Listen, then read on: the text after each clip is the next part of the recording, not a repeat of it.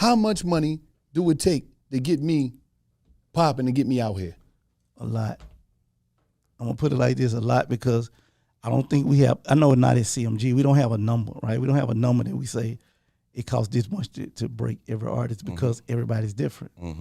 Everybody gonna need something different. Like, artist A may need something different than artist B and C. So you can't really say. So with us, you may have heard me say this term before, that we not investors, we believers.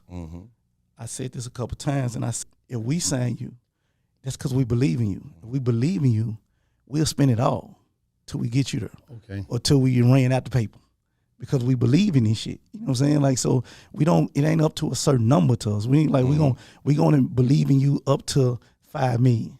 And if it don't do it in 5 million, we ain't fucking with you no more. That ain't how we move. You know what I'm saying? So if we believe in you, we believe that, like, okay, that shit didn't work. We up to 5 million and this shit ain't connected. We gotta go back to the drawing board. You know what I'm saying? We just keep going. And that's the thing about being a believer versus an investor. But to answer your question, how much money it take, bro, it take a lot of fucking money to, like, and even more time to break these artists. It matter how often is the artist in the studio? How much is the studio? I know the studios we go to $1,500, $1,800 a day. Engineers $700 a day. There's $2,200 a day for the studio time. Artists in the studio every day. Everybody in the studio every day. You know what I'm saying? So I don't know. Artists flying around, they flying with their homies, car service, they all type of shit. Hotels. They shoot video rooms, they hotel, you know what I'm saying? The drip. Yeah, this shit costs, it costs a lot, you know what I'm saying? 3-4 bitches at Tootsie's. But I mean, I say all this shit like it's the game. We don't complain about it. You know complain, what I'm saying? you just putting it in. Yeah, because we believe though. You know what I'm saying? We believe in, and the special thing with us, which I think, is a unique situation, and what we got with all the artists I work with, these like my brothers though. So that make it different too. You know what I'm saying? Because so everybody that I work with, we're gonna go the extra mile with them because it's personal.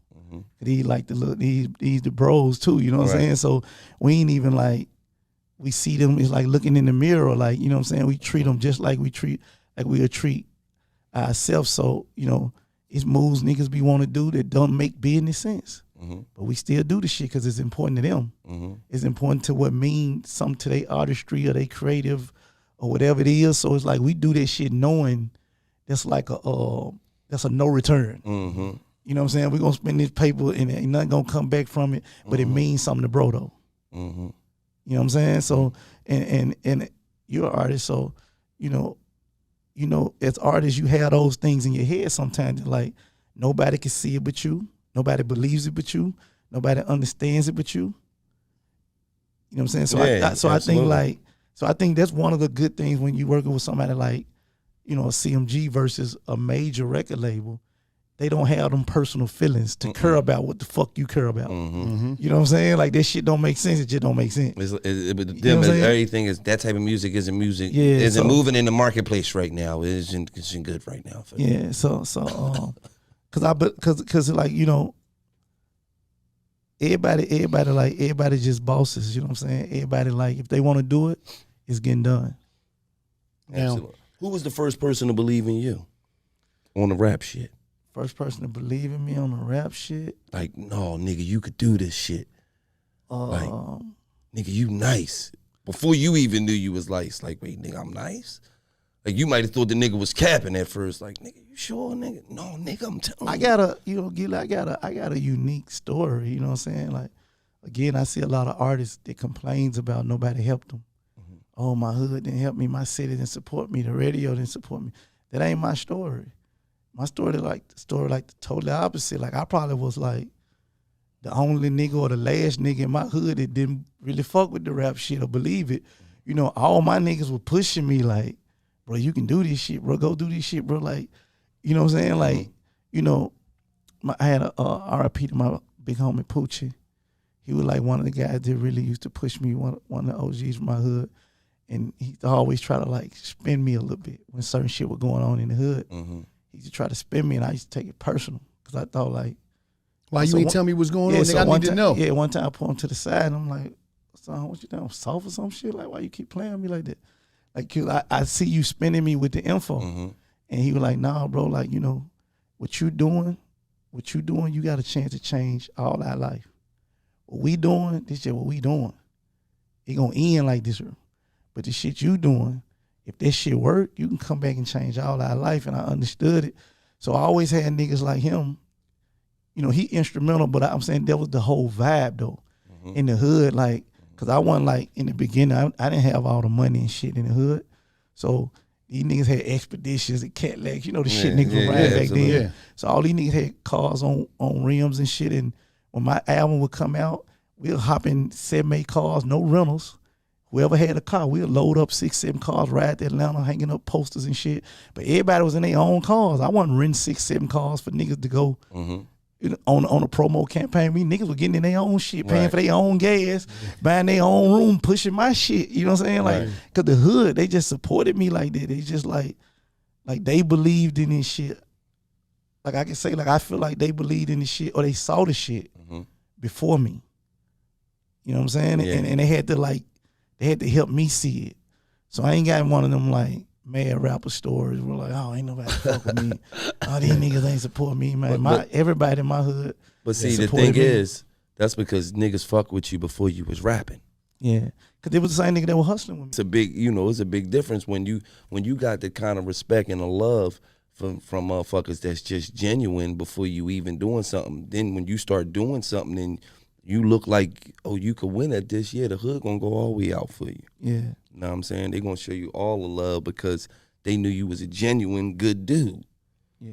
You know what I mean? Even motherfuckers putting that protection on you or trying to put that protection on you like, no, bro, you got a different talent than everybody else.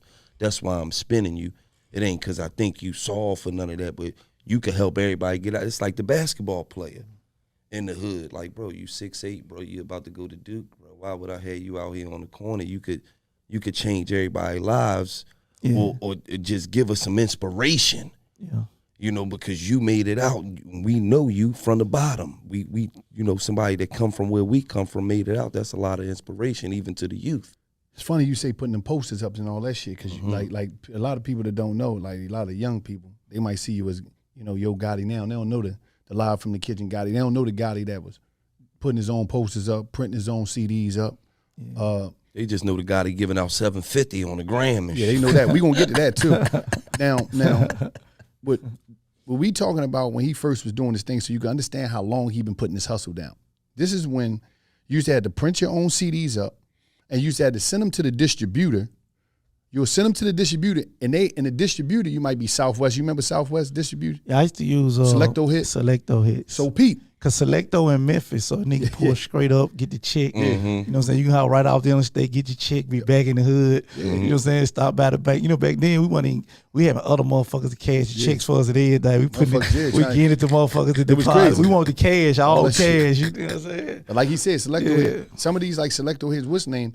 You had to print your own CDs. Say you print 5,000 CDs. Then you take them to the distributor. The distributor had the stores, the mom and pop stores that could hit that barcode. Remember the barcode gun? Yeah. You be in your mom and pop stores probably all down in the Chitlin Circus and all that. So he been hustling since then. He said he was putting his own flyers up. We got to think about that too, artists, because a lot of people, when I'm going into the 750, a lot of people would say he told you he was putting his own posters up. I did all my own shit, my nigga.